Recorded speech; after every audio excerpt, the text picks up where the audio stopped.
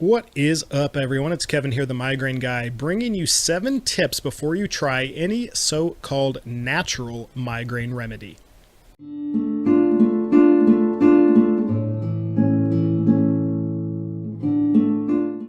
Hey, thanks for checking out the video. My name's Kevin. I operate the Migraine Guy channel. If you want informative content brought to you in audio and video, make sure to hit subscribe. And if you want more content like this, make sure to hit subscribe. That way you're alerted when I bring new videos. You also have to hit a little bell now, so make sure to tap that bell when I upload weekly videos for you. Having said that, let's get to the 7 tips before you try any sort of natural migraine remedy. The first thing you really need to be aware of is that there are tons of buzzwords in the natural, homeopathic, etc. styled community when it comes to headache and migraine treatments.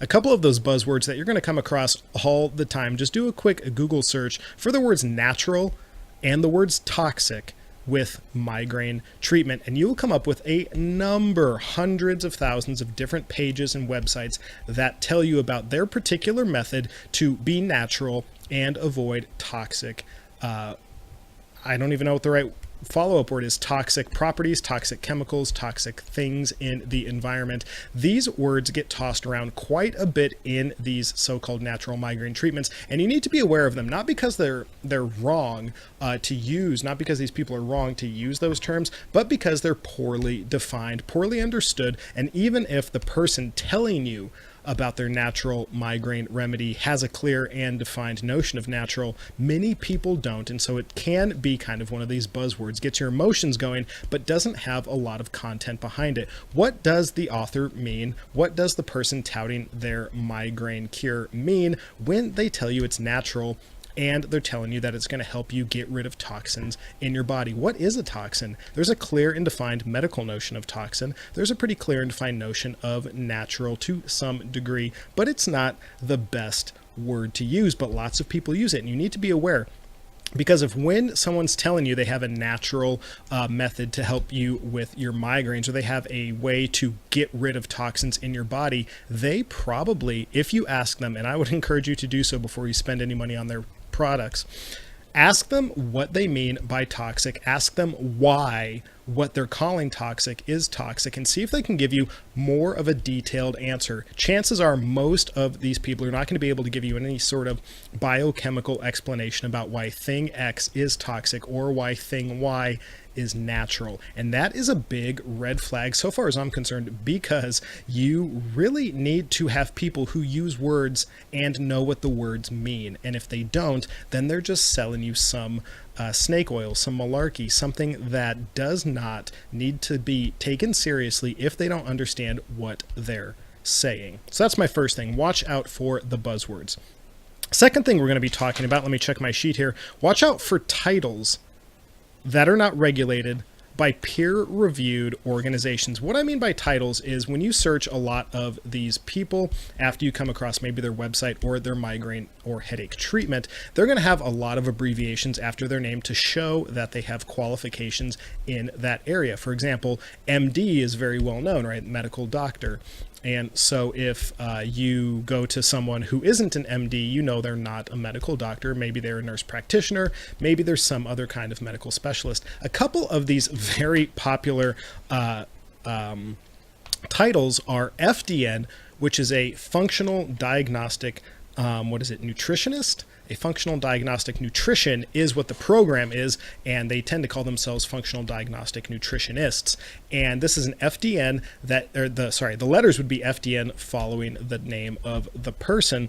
What are some reasons to be worried about that? Well, I don't know exactly what the content of the certification process is, but when you go to the Functional Diagnostic Nutrition website, which seems to be the main way that people get certified, they have a 10-lesson course that after you pass, you can be labeled an FDN. Now, I don't know about you, but typically when I want someone giving me medical or health advice, I would like them to have a little more than 10 online courses. That's not to say that the FDN certification is bunk or garbage, but if that's the only thing they have to substantiate their claim that their protocol for your migraine or headache treatment is going to work, that's a pretty pretty small amount of qualifications to have when it comes to telling you what you should eat and what sort of medical advice you should be seeking. Additionally, you might see something called a CHC. I'm going to put links to everything I'm talking about, by the way, below. So make sure to check out that if you want more information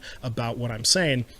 The CHC is a legal certification that helps people navigate the legal ramifications of some of the medical claims that they make, which is great, right? You don't want to say something silly. You don't want to get sued. You don't want that kind of garbage. But some people who tout migraine treatments have the CHC title following their name. That doesn't tell you anything about why you would want that person to give you advice on nutrition, diet, supplementation, or anything else in regards to your headache or migraine treatment, because their specialization, their title, only refers to legal issues in the medical field. So sometimes if you're looking at these titles, FDN, CHC, and there's a lot more, it's always good to research not only what the title means, but who is regulating the use of that title, who gets to accreditate certain institutions to dispense that title. If it's not peer reviewed, if it's not subject to scientific scrutiny, I would be very cautious before I trusted those labels, those titles, as being authoritative for our field of interest, namely headache and migraine. Additionally, you're going to want to watch out for the vilification, number 3 here, vilification of Western medicine. Typically, these homeopathic or natural remedies say your doctors don't know what's going on. Your doctors are just giving you pills without really being concerned about how they affect your overall system. They're getting back to some of the buzzwords. They're unnatural ways to treat it. Some people go so far as to say migraine medication is toxic, and or medications in general are toxic, to use more buzzwords. And so there's a lot of vilification of Western medicine. And while I've done a podcast, I've done videos about my problems with the medical community in the West, by and large, as relates at least to headache and migraine treatment and knowledge on their part. So I'm no defender of Western medicine, but the important thing to remember, is that migraines are by everyone who really has studied them long-term and done a lot of research, there is at least some genetic component, if not entirely a genetic source for our headache and migraine conditions.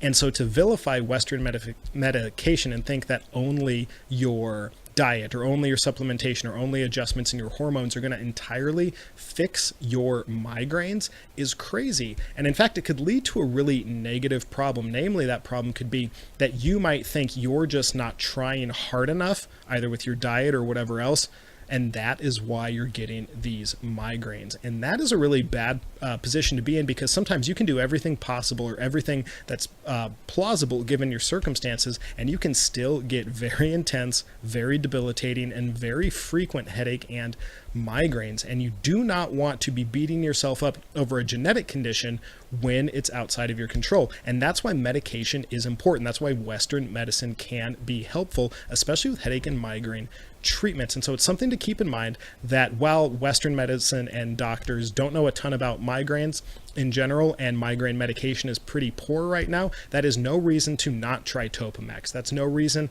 to not keep Imitrex around for those bad days. That's no reason to abandon the notion of Western medicine as being part of the overall pie. Diet, nutrition, supplements, sure, those can be parts of the pie as well, but there's no reason to just dismiss medication. There's no reason to dismiss going to a general practitioner or a neurologist just because the person or persons that you're looking at for your natural migraine treatment are dismissive of it. You do not need to be just because they are.